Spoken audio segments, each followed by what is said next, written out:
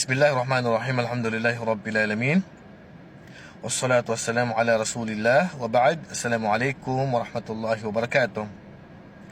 May katanungan dito ang isa sa mga followers natin. Sabi niya, ano po ang masasabi niyo? O sabi niya, Assalamualaikum warahmatullahi wabarakatuh. Ustad, ano po ang masasabi niyo sa mga taong nagpapakamatay? Sukran. Waalaikumsalam warahmatullahi wabarakatuh.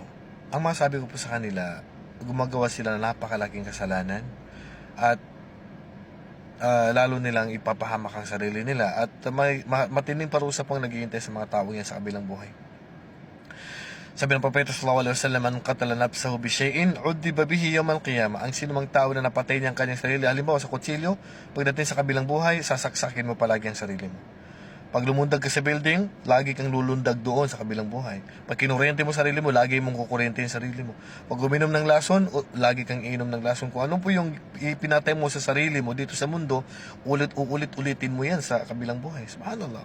Imagine, ulit-ulitin dito sa mundo isang beses lang, pero sa kabilang buhay, ulit-ulitin mo yan. Malaking kasalanan po yung mga kapatid. Kaya sa Islam, tanggapin natin ang itinakda sa atin ng Allah.